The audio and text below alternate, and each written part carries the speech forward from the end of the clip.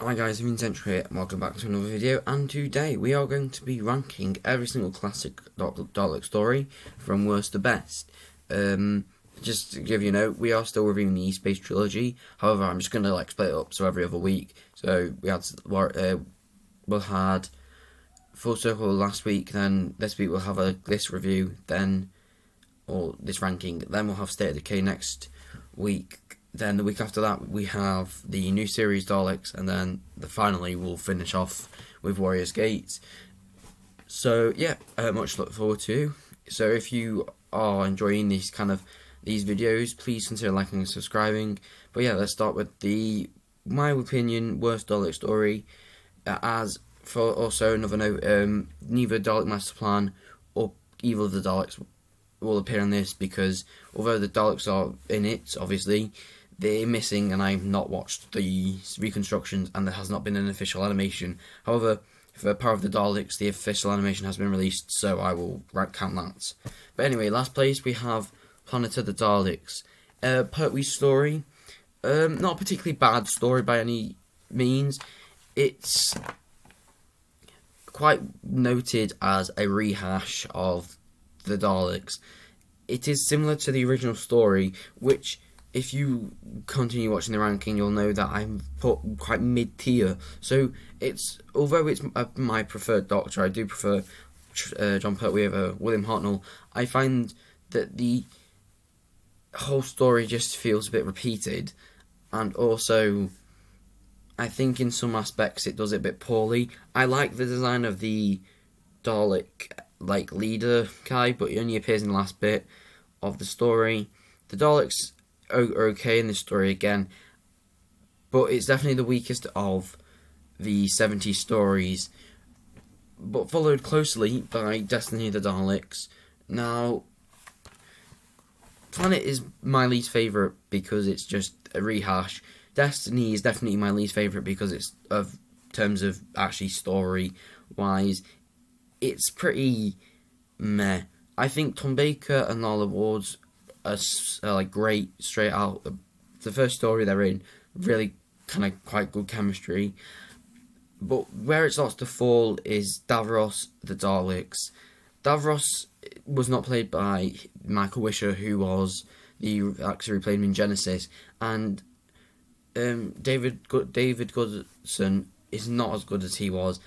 The Movellans, again, possibly not executed as highly as they should do. However, interesting concept, which is the only thing I should say I don't like about Resurrection of the Daleks. I wish it explored the Movellans more than it did.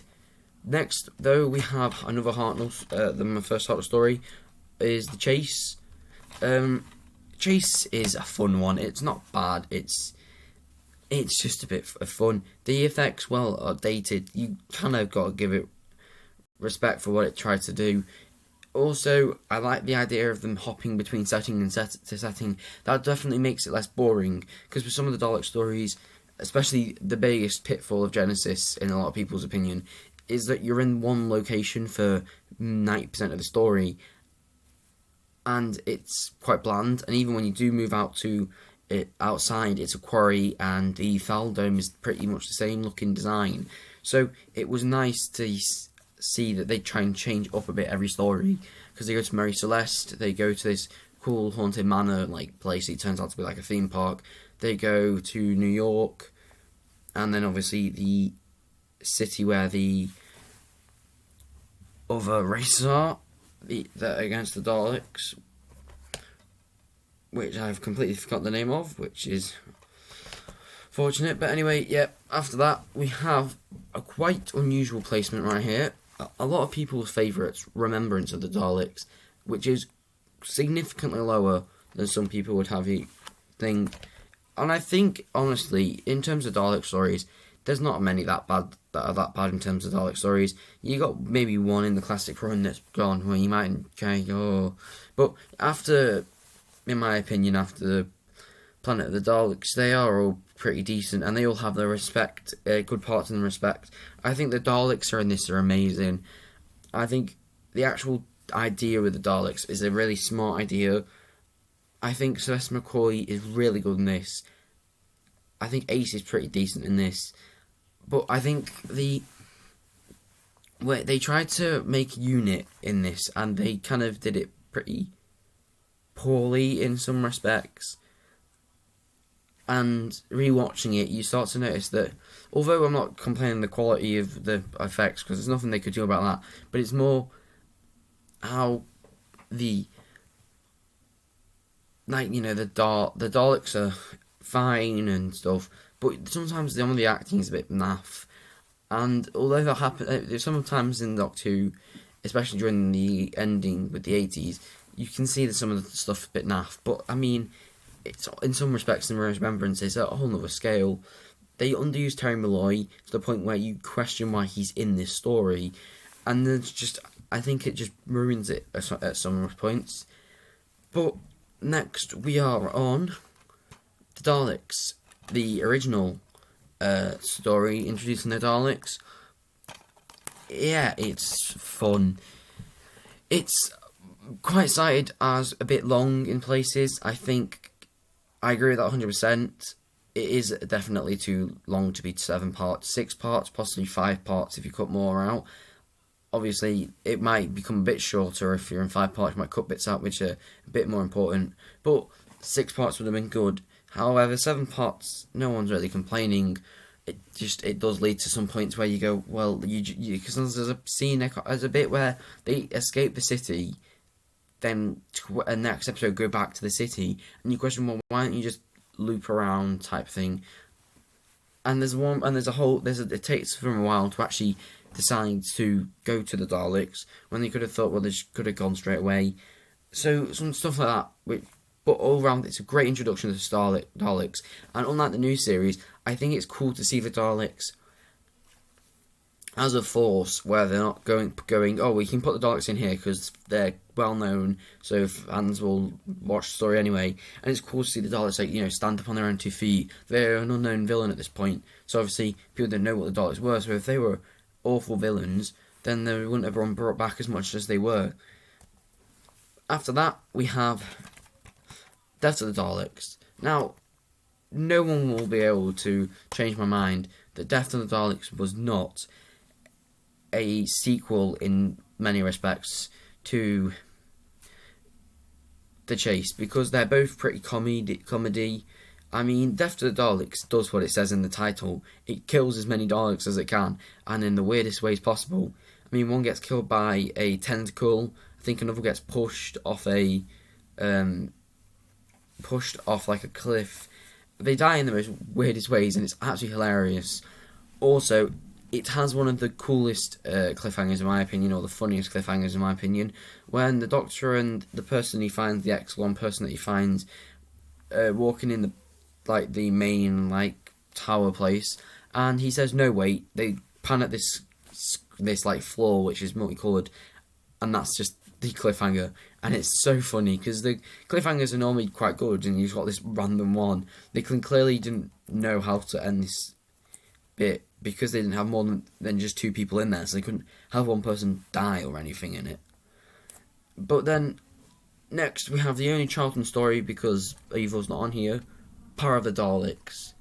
Now, back in 2016, you could suggest that the first couple of parts maybe brought this down a bit, and yeah, you would probably be right there. Not amazing, but not awful. But the new stuff they did last year in 2020 were great. They got the effects up a bit. The Daleks were good. The voice acting, obviously, was from 1966, but that was still good. Although I think the animation still has a long way to go in terms of, getting them more fluid and actually doing stuff. It was a good first attempt. I mean, I think a big thing with the animation is that sometimes there's bits where you go, that person's not really doing very much, and you question why they couldn't just be doing a bit more. But in this one, it's not as noticeable as such as Faceless ones, where there is a contrast between the episodes where the live action and the episodes where it's animated. But all around, a great story. Now we're getting into the top 5. So these definitely not my. These are the top 5 classic ones in my opinion. Starting off with John Pertwee's third and final one, or his first Dalek story, Day of the Daleks. Now, the reason I put Day of the Daleks up here is, as I've said so far, Planet of the Daleks was a rehash of the Daleks, and Death of the Daleks, as I said, was a sequel to The Chase in many respects. But Day of the Daleks is very fresh, very new. The only thing, which is no fault to the writer, Louis Marks, is the Daleks don't do anything in this. They are probably the weakest aspect of this story, which, in fairness to him, is fair. Is because in season 8 it was supposed to appear in the final story. However, the Daemons replaced them, and they were going to be pushed back to the end of season 9. But then, rather at the end of season 9, Barry Letts decided that they put him at the start. So he asked Louis Marks if he could incorporate the Daleks into the story. So originally the Daleks weren't in it, and he had to severely rewrite the story, obviously, to incorporate the Daleks. And it does show. However, aside from that, this story is amazing. John Pertwee as the Doctor is great. I think the Ogrons are a great kind of villain, and I think they'd be cooler if they were more of a main threat rather than downplayed by the Daleks. Joe in this is really good. I like the Controller, he's very manipulative, and the Rebels are very good. And also poses a good question of, if you do go back in time, therefore you will become part of history, so you might create what you're wishing to destroy type thing. And I thought that was a cool scenario to do. But next we have in 4th place, Revelation of the Daleks. Definitely the darkest story. I think people go, oh, Resurrection's pretty dark. No, Revelation is the darkest story in it. I mean, this suggests that people are eating their relatives. There's a guy who's in like a glass Dalek, which is pretty cool considering Terry Nation wanted that in his original Daleks, but they couldn't do it. But Colin is on top form. I think for season 22, Colin is definitely putting a really good performance in. In 23 as well, he's really good. I think a good thing about him, maybe unlike possibly a couple of his doctors, like other doctors, he, even in his dull stories, he plays it really well. And you can see that consistency throughout a season, and it doesn't waver, it's always really high, and you can see it in this story. Obviously, I would put this higher, but the one thing I will say about this is the Doctor and Perry don't seem to get into this story until the end of part 1, and then part 2 they seem to become more involved in the story, and I'm not sure if that was because they were trying to build the world up, but I think it was possibly more to do with the 45-minute 2-part 45-minute run times that they were doing in season 22, because I think if they had done it where first part was 20 minutes and they built the world, then brought the Doctor in, and then the second part type thing as more of a main character, and then did the last 3 parts as more of a when the more Doctor in it, that would have worked better. So it was I think it was more of a trying to get the cliffhanger in and maybe waiting a bit longer for him to actually get into the story. But then in 3rd place we have Resurrection of the Daleks. Again, really good story. I said before, Revelation is dark, but Resurrection is, death heavy. I think that's got the biggest body count in all of Doctor Who.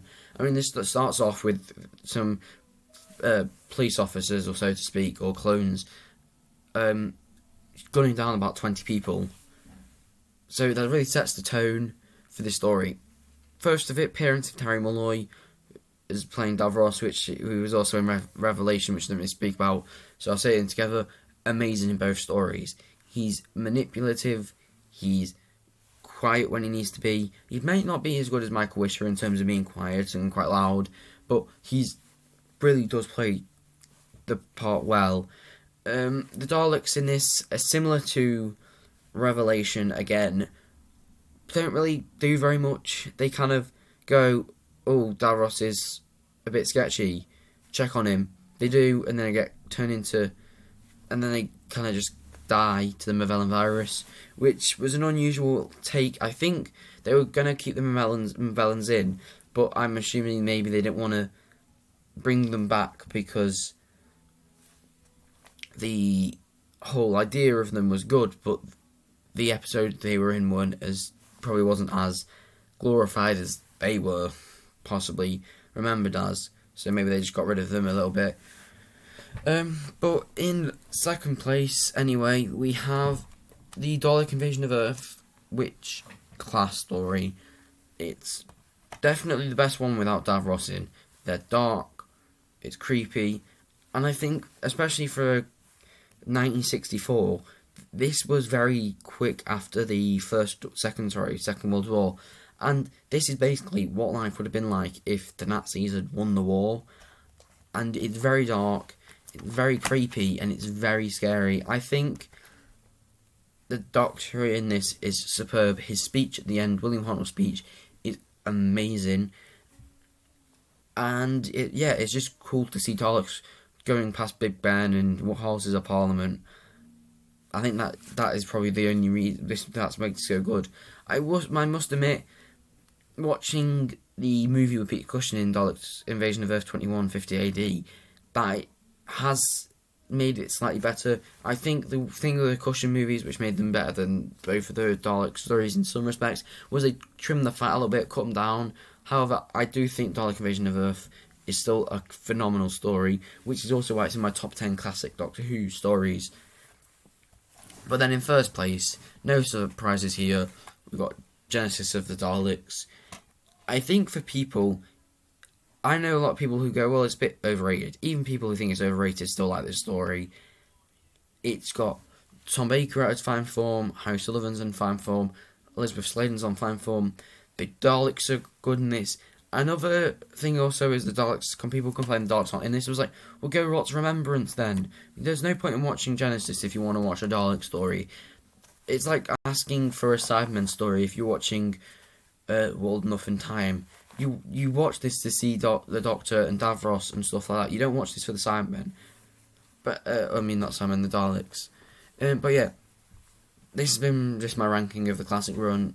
And you have enjoyed this video, please consider liking and subscribing. And yeah, see you.